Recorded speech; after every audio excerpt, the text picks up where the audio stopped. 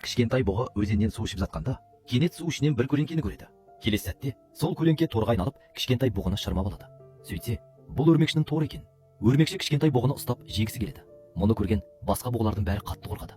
Өрмекші тордың көмегімен кішкентай бұғыны өзіне қарай тарта бастайды. Бірақ дәл осы кезде торға найзағай түседі. Өрмекші найзағай шыққан жаққа қараса, бірақ бұғы мүйізіндегі сиқырлы қыш арқылы найзағай жіберіп жатыр екен. Ақ бұғы тағы бір рет шабуыл жасайды. Екінші соққы торды тас-талқан етіп бұзады. Кішкентай бұғы босап шығып дереу қаша жөнеледі. Мұны көрген бұғылар қатты қуанады. Алайда ақ бұғы өрмекшінің жемтігін тартып алған еді. Сондықтан келесі сәтте өрмекші өз торымен ақ бұғының аяғына шабуыл жасайды. Соққыдан ақ бұғының аяғы ауыр жарақат. Шын мәнінде бұл ақ бұғы бүкіл бұғылардың бірінші өрмекші патшайым бұғылар көзінде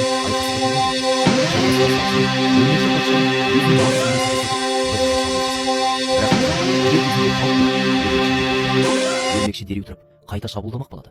Бірақ бұғы одан бұрын соққы беріп, өрмекшіні ауыр жарақаттайды. Басқа бұғылар өрмекшінің жараланғанын көріп, өз көсемдеріне жігер беріп айқайлай бастайды. Көсем бұғы сол сәтте өз халқына қарап тұрған еді. Өрмекші осы мүмкіндікті пайдаланып қайта шабуыл жасайды. Бірақ бұғы тағы да сиқырлы күшін қолданып өрмекшіні алысқа лақтырып жібереді. Дегенмен бұл жолы өрмекші тұрып, өз торының күшімен бұғының аяғын тағы да жарақаттайды. Басқа бұғылар көсемдерінің жараланғанын көріп, оны құтқаруға ұмтылады. Бірақ көсем «Бәрің орнында тұрыңдар» деп айқайлайды. Көсем бұғы қатты жараланған еді.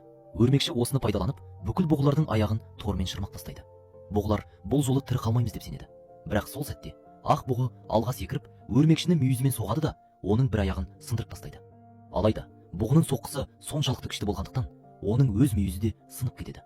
Соған қарамастан, өрмекші құлап, басқа бұғылар қашып құтылуға мүмкіндік алады. Өрмекші қайта тұрып, бұғыға тағы да тап бермек болады. Бірақ ақ бұғы дәл уақытында суға секіріп қашып кетеді. Өрмекші де оны өлтіру үшін суға секіреді. Бірақ су ағыны өте қатты болғандықтан, өрмекшіні басқа бағытқа ағызып әкетеді. Өзеннен шыққан соң, бұғы өзінің тірі қалмайтынын түсінеді. Сондықтан өлмес бұрын ол бір гүлге тіл қатады. Тез барып, көмекке біреуді шақыр. Сол сәтте қатты жел соғып, гүл күлтелері жан-жаққа ұшып кетеді. Гүлдің бір бөлшегі бір итке жетеді де. Ақ бұғы басына іс түсті. Тез барып, оны құтқар дейді. Ит иесін ертіп, бұғыға қарай жүгіреді.